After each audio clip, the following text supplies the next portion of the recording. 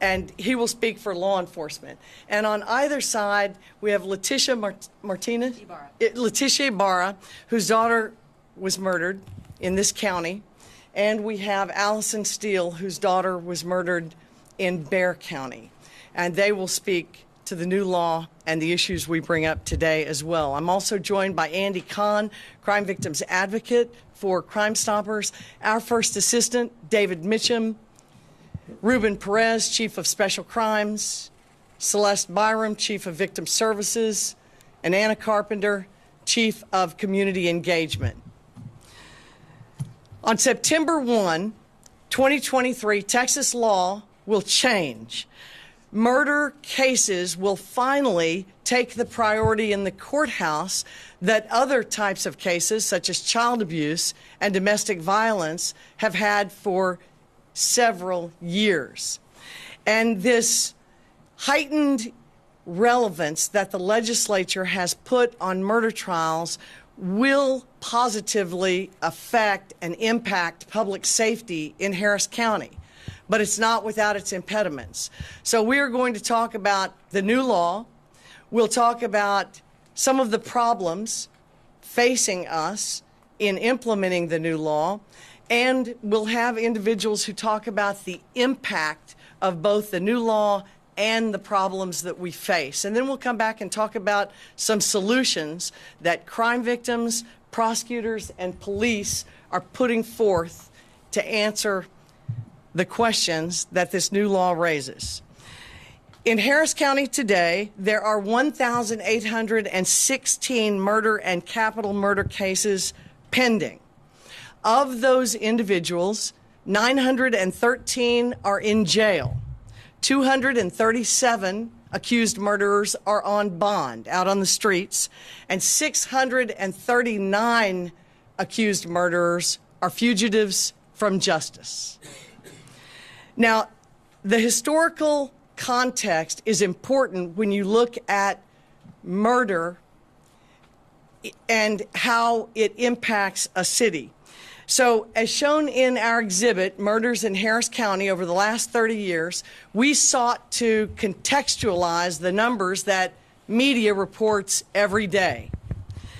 And in our exhibit, we see that the year COVID struck in 2020, homicides countywide jumped from 389 in a year to 556. And then in 2021, while we were still suffering from COVID around the world and here in Houston, our murders jumped from 556 to 625. Numbers that I haven't seen in my career as a lawyer and a prosecutor since the early 90s. That was a 30-year high in terms of numbers of victims murdered. In 2023, to date, 319 people have been murdered. And while that is a decrease or decreasing trend from last year, it's important to know that it's far too many families who are and will be suffering. Now, the murder case filing rate, those are the cases that the district attorney's office files once law enforcement has solved the case, gathered the evidence, presented it to us.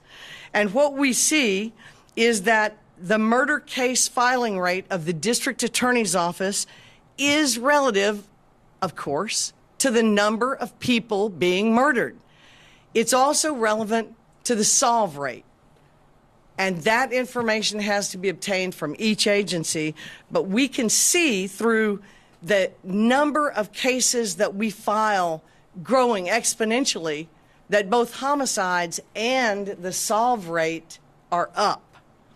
So since 2017, you'll see, Andy, if I could ask you to let our cameras look at this, we've seen a big increase in the number of murders and capital numbers filed. And the largest and most obvious is that we went from 250 cases filed by our office in 2017 to 505 in 2022. That means twice as many murder trials were going to be needed. It's true, some people plead guilty, but many people facing 5 or 15 or 25 to life do not plead guilty, do not accept plea bargains, and we try the majority of these cases. Now, in 2023, this year alone, we filed 282 murder and capital murder cases. Behind every case is a family, at least one. So the impact on the number of homicide cases pending before our courts, you can see, is a natural result of the increase in homicides, the increase in the number of cases being solved and filed, and an increase in the backlog. So we look at our backlog somewhere, cases pending, and we know that we have 1,816 murder and capital murders pending. And that number means that many of these cases are backlogged.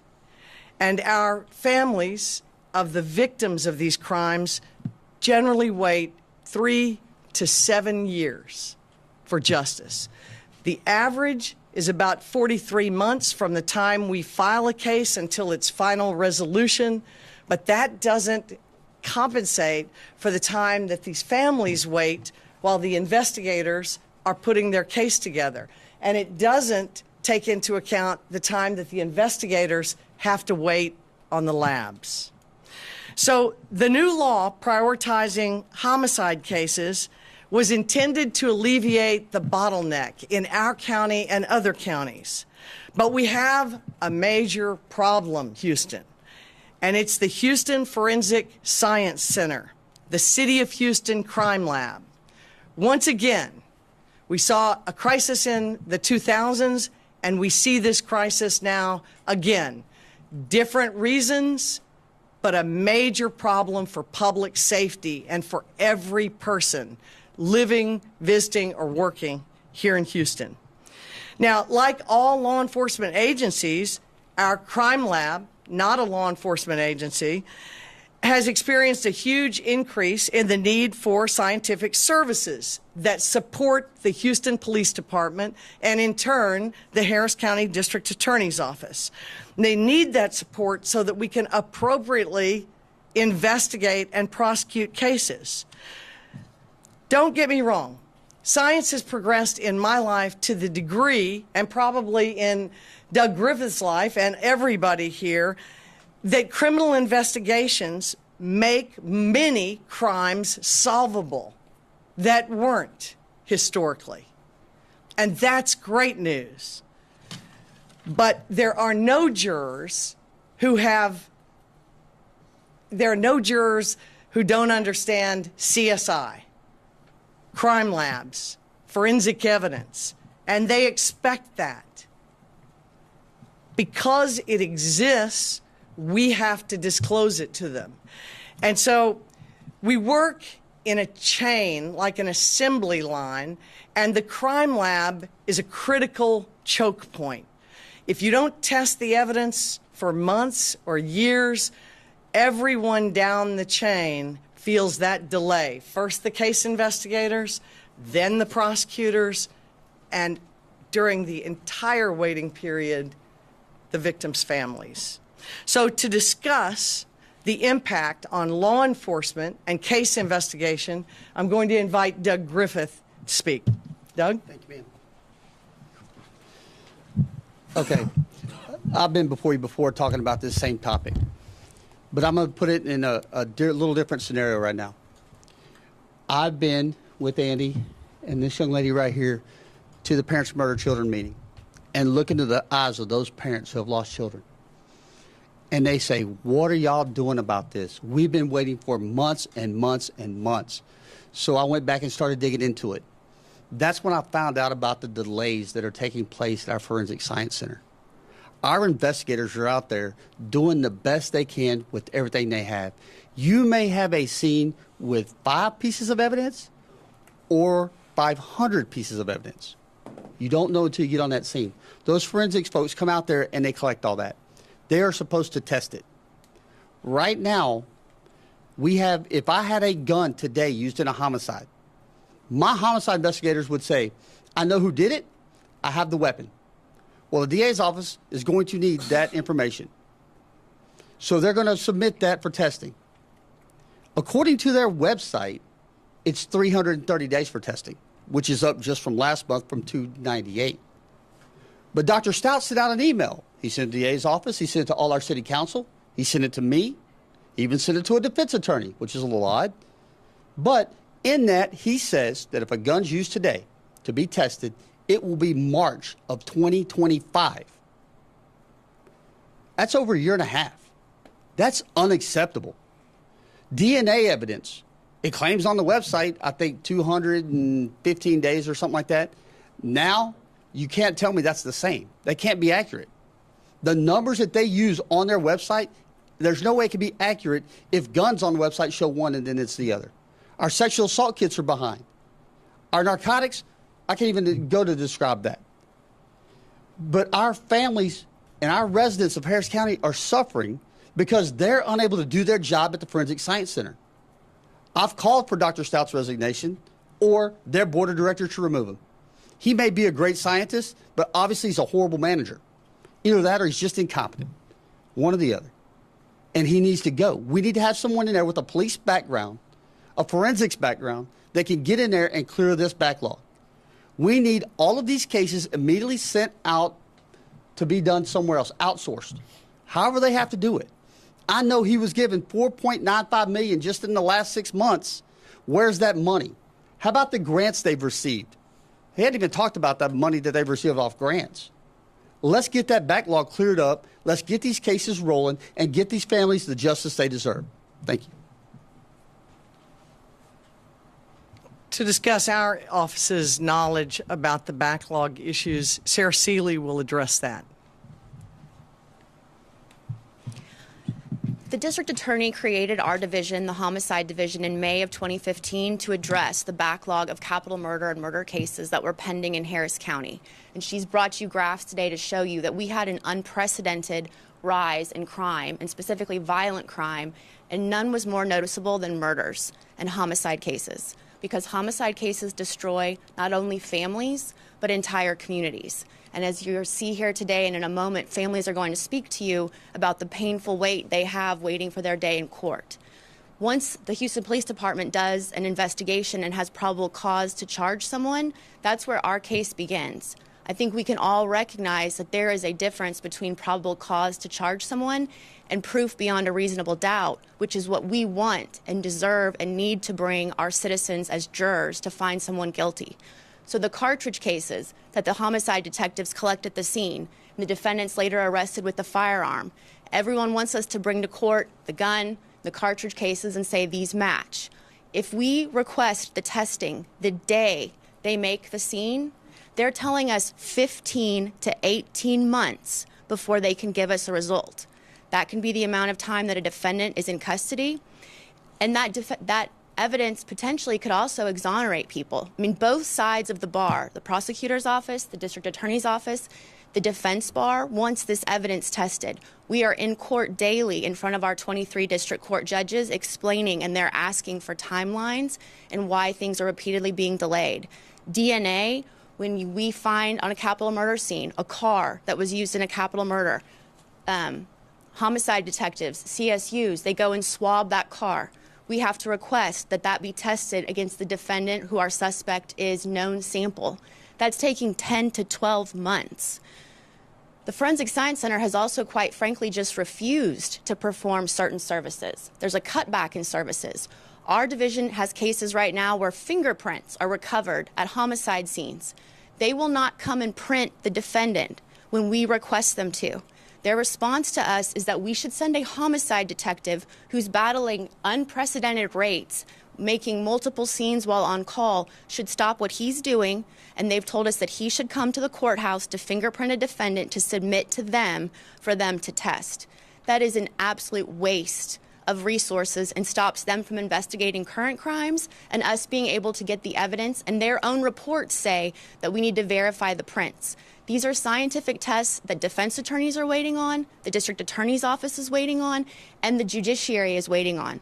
There are excellent judges in Harris County who will try our cases and they will follow this legislation. Our fear is that they're going to demand that we go to trial when we don't have our scientific evidence. And while each side is entitled to a continuance, the state certainly recognizes it has the burden as we have brought the charges. We need our lab to conduct testing in a timely manner so that we can prosecute what the DA has dedicated resources, and we have limited resources, but she's taken 10 of the most senior prosecutors in our office who have over 156 years of legal experience. We have 5 homicide investigators who have over 170 years of law enforcement experience, 40 years specifically in homicides. We want to try these cases. These families deserve to have their cases tried. We feel like our hands are tied. And when you look, it's continuing to mount. It's continuing to snowball. We're not getting our day in court. And one of the solutions that we would like to propose is we would also like a seat on the board of the Houston Forensic Science Center managers. They currently, the district attorney's office and the Houston Police Department are their 2 basic customers or stakeholders.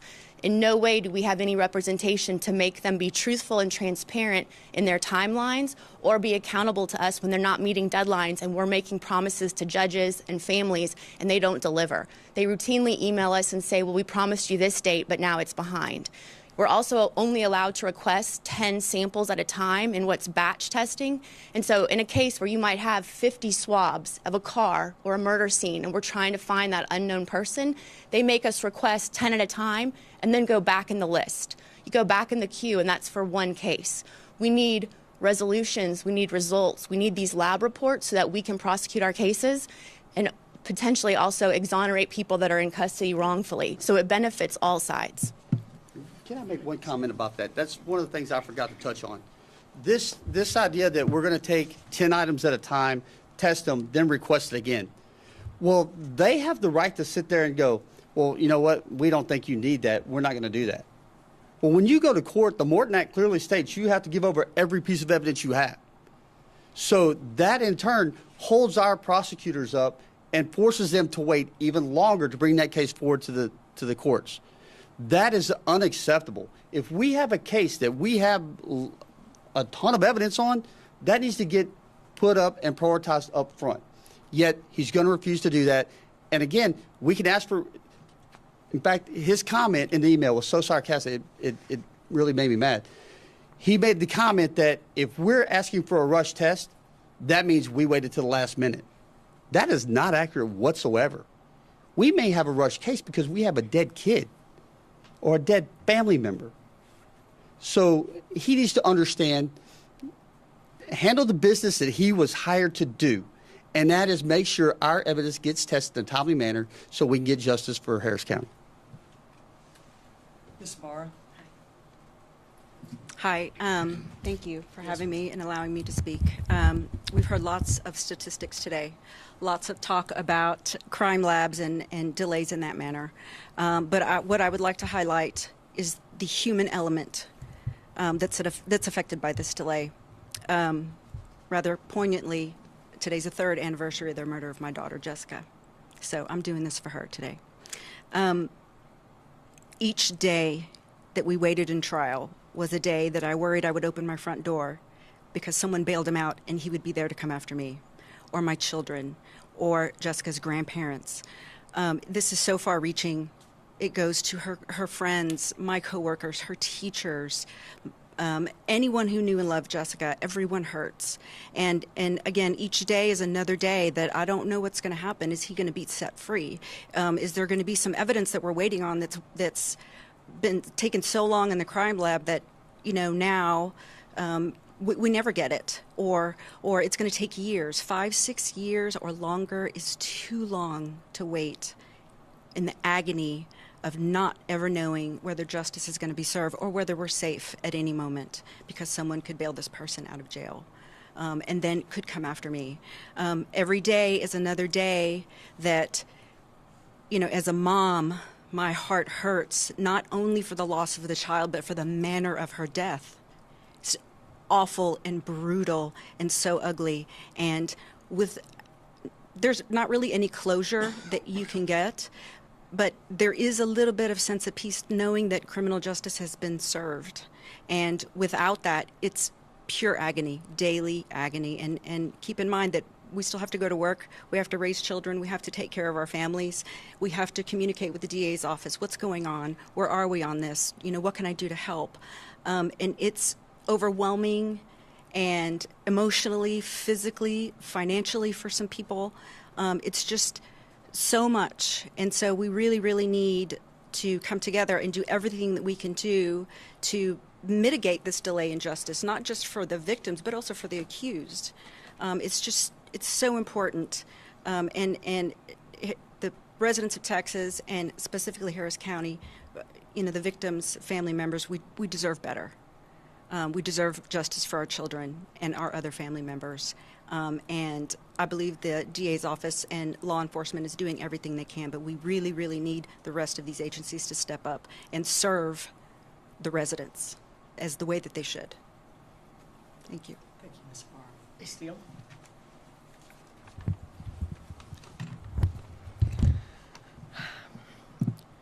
My 19-year-old daughter, Kaylee Mandati, was beaten to death by an aspiring boyfriend when she was a student at Trinity University in San Antonio. It took 5 years, 8 months, and 1 day for her killer to be sentenced to prison for that crime. The delays in prosecution started with a backlogged crime lab and proceeded from there. I spent every one of those days looking over my shoulder and praying that our killer's ankle monitor and his court order to stay away from me would be enough to discourage him from making me into his next victim. I spent every one of those days living with his veiled threats on social media, threats toward me and others. I spent every one of those days living in a state of high anxiety, worried that he would harm the many witnesses he was also ordered not to contact. I spent every one of those days watching my wonderful husband withdrawing from society as he steadily lost faith in our criminal justice system, with its seemingly endless prosecutorial delays. I spent 5 years, 8 months, and 1 day denied my right to use my voice because until our jury reached a verdict, I was prevented from talking about what really happened to my beautiful daughter. Kaylee's killing had been reported worldwide, and the news media was hungry for any additional tidbit of new information. None of us were able in all of that time to express our stories, our grief, because doing so would have gotten us accused of stirring up the press and maybe tainting the jury pool. To honor my daughter's memory, I became a violent crime victims advocate, but I've had to do that work with one hand tied behind my back, always prohibited from telling the type of, authentic, heartfelt story that is needed for effective public service. We finally got our sentence on June 30th, 2 months ago today, and Kaylee's killer will spend the next few will spend the next few decades in prison. My point in speaking to you from this perspective is to give you a sense of the revictimization that occurs when murder prosecutions are delayed. I'm not even talking about the core of grief from losing my only child here. I'm just talking about some of the public safety risks. And also, I'm talking about the amplification effects of grief that occur in cases where murders are not able to be prosecuted in a timely manner. Every murder victim has approximately 10 close loved ones who are utterly devastated by their killing.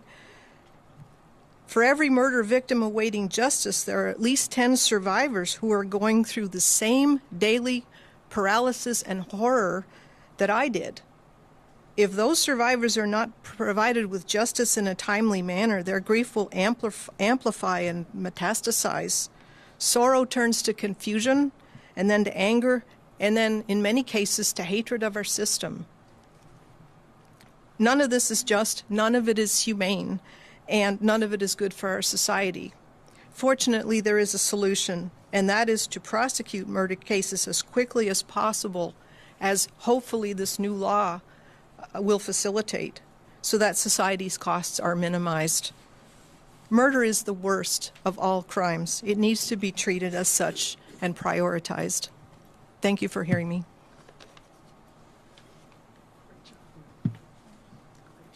Andy?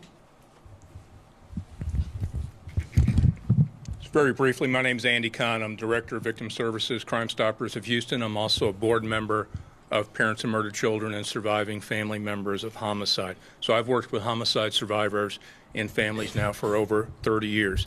And I can unequivocally tell you that grief is intensified when justice is lacking. And sadly, for many families, justice has been lacking for years and years and years. And that is because mainly due to this backlog.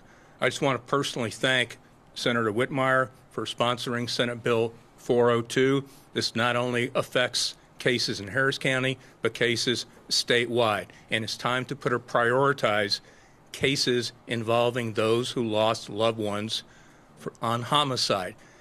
It is extremely difficult for me as a victim advocate who works with homicide survivors to tell them when a person is eventually caught and is either in custody or out on bond, that you're waiting 4, 5, and sometimes even longer years for resolution to your case.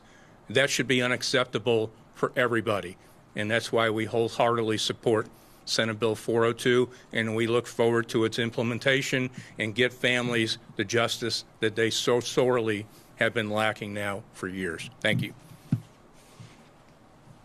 Thank you, Andy. I want to point out that in your press packets, you have Dr. Stout's weekly report from August the 15th. Please look at the average number of days it takes to test DNA, ballistics, and seized drugs, narcotics.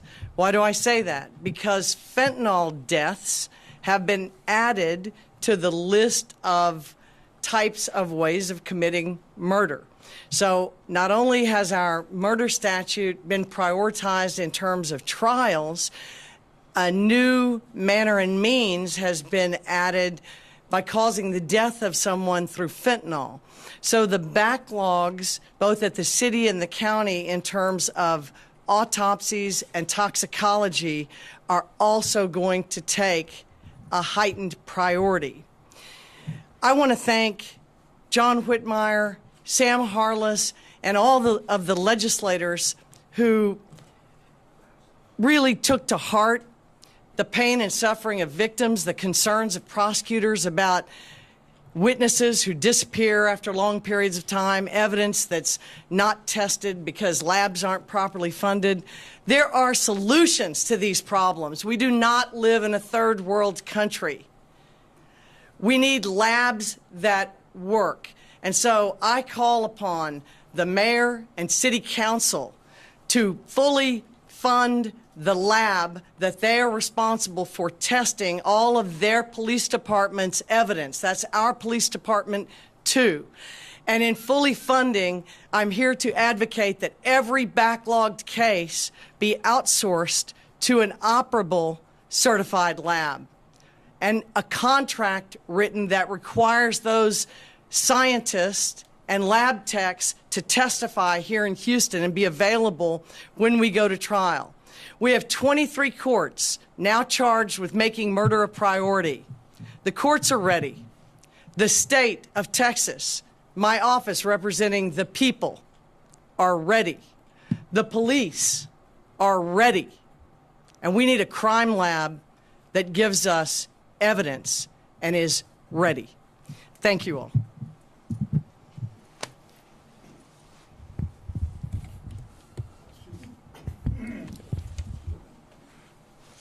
I was just looking at the paperwork and looking at how backed up we're on drug seizures. You mentioned that. And that's, Yeah, I know a lot of y'all didn't make my press conference when I talked about this the first time. We have drugs. I mean, a whole 25th floor of our central police station at 1200 Travis completely full of narcotics that has not been tested, nor will half of it be tested because they don't have the capability of doing that. We need it out of our building immediately. We have fentanyl in the 25th floor of 1200 Travis. How safe is that? It's not a controlled location like a laboratory. And we have to deal with it as soon as possible. It's insane. The backlog right there, don't even worry about what they say on their paper because it's not true. There's absolutely no way it can be accurate. If you were to go over there and take a look at that, or look at the pictures that I sent out last time of the narcotics over there, it's absolutely unbelievable. There's no way they can catch up with this backlog. We're going to end up dismissing cases, good cases, other felonies that are tied to narcotics, gun cases, other charges, homicide charges that went back to narcotics-related cases. We can't even try those.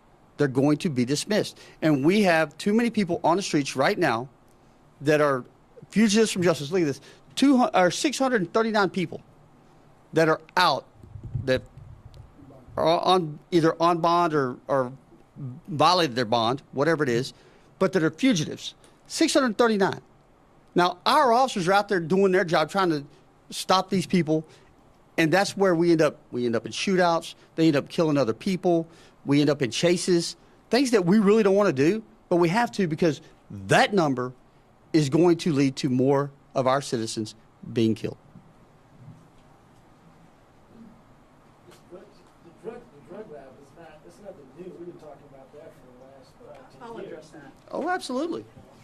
Instead of, unfortunately, funding the lab to meet with what was clearly a growing problem, if you look at the 30-year report, we see that there was not appropriate planning at the crime lab to deal with the incredible increase in violent crime. And when it comes to how government responds, unfortunately, the city responded by cutting services at the lab, by limiting our prosecutors to requesting only 10 pieces of evidence for DNA testing at one time. If there's 50 pieces of evidence, that means they had to resubmit 5 times. That means the victims in the case had to wait 5 times as long as they would have if we'd been ready after the first testing. Narcotics are often the probable cause for gun cases. We see our gun cases lost regularly to no probable cause because we don't have drug tests to prove the reason that the officer stopped the person before they found the weapon. So limiting us to 1 marijuana case a day, limiting us to delays that surpass the legal time period before a drug defendant can be released, all of these things, coupled with the delay in ballistics, fingerprints, and DNA, are making our community less safe. Our mission is public safety and fair courts. And this has everything to do with fair courts. When the defense can't get the DNA or the ballistics, their client suffers. The longer their client's in jail, about 1/8 of our pretrial jail population are accused murderers. 913 out of an approximate 8,000 or so. That's your jail population and your overcrowding problem. And these are the most dangerous offenders. Those are just the ones in jail. We have almost 1,000 out on the street. That's the community's exposure. So this is a problem that is not about finger pointing. It's about planning and funding. And that's what we're asking our city government to do. I want to thank everybody for attending today. If there's further questions, we can be available individually. Ruben Perez is here along with Anna Carpenter to answer any questions by Spanish media, and we're here and available. All right. Thank you all very much. Oh, you got a question? It's a pool-related question. Yes, sir. The pool wants to know about the Baytown teen Emmanuel Lopez getting a $100 bond. I can't address a judge's assessment of bond, but I can tell you we're looking at that charge to upgrade it in any way that we can. Our first priority is to protect kids. We want to protect kids at school, but we are limited as lawyers by the law. And the fact that gun legislation reduced many of the penalties for carrying a firearm in certain places, changed the definition of premises from a school grounds to a school building. These things hurt our ability to file certain types of charges. So we will file the strongest charge that we possibly can as the evidence comes in. All right, thank you all. I have a question for you. Go ahead. Okay. Yes. I'm really just wondering what's really going to change in practice on September the 1st. For example, are courts going to be moving their dockets differently, more aggressively? I think you should ask the judges. The law requires that these cases be moved to a priority place for trial. It amended a law that already required that kind of priority for child sexual abuse and domestic violence. Our judiciary currently uses what they call an ERD, which is an emergency relief docket. We strongly hope that they will dedicate one of those ERD dockets with visiting judges to homicide cases. In 2022, there were 54 homicides tried countywide. That's by our estimate. I don't know what the judicial records would show, but court dockets are controlled by judges. This law simply tells them what is a priority, and it will be up to our judiciary to determine how they implement that in each court. You bet. If I could say judiciary, it would help. All right, thank you all. Yes. I'm not. My daughter is going to university there, and that's what the connection was. So yeah, we were, kind of, our lead investigator for the Texas Rangers is actually based in County DA. So, and that's what he goes by. It's something Condi. It's like a Cajun. So anyway, yeah, we were like fish out of water in Bexar County because she picked university there. We never lived in San Antonio, didn't really know anyone there. Anyway, thank you so much. Oh, you're welcome. You do an outstanding job speaking of Kim. I had- how much it tears at your heart Well, every time. it does, but I've been waiting. I have to relearn how to speak. I really have to relearn how to speak because, I've been active legislatively and I've had to talk, but it's very superficial. And of course, if you're in my position, you want to just tell everybody your story and, to emphasize how important everything is, but I was under the witness rule, so I couldn't let, evidence slip so I had to, and it doesn't come across as authentic when you're muzzled like that, and people are like, well, something's wrong with her, she's not speaking right, it goes to credibility, and so I'm just now relearning how to speak. It's been 2 months today since justice has been served, so. Yeah. Thank you. Thank you.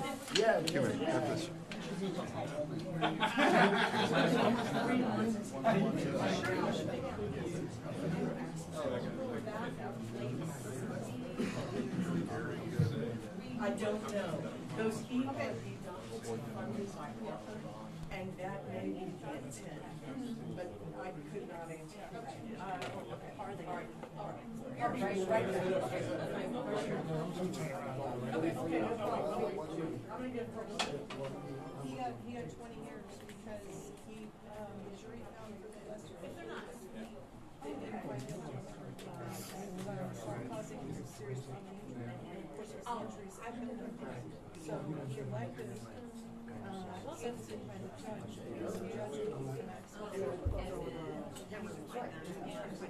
Everyone was very worried about the judge because everyone is worried about the homicide judge. No, the judge. This is the law, and he balanced it. He was very deliberate. His name is Michael Mary.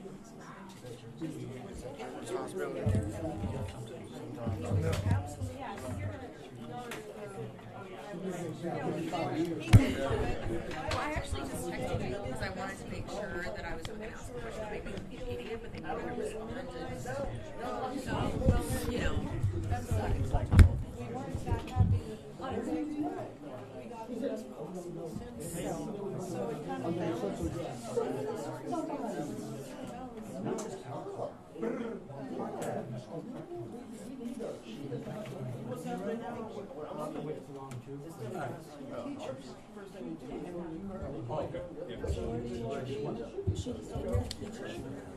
Oh my God.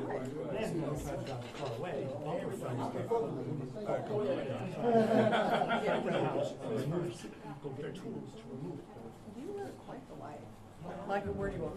We're over here now.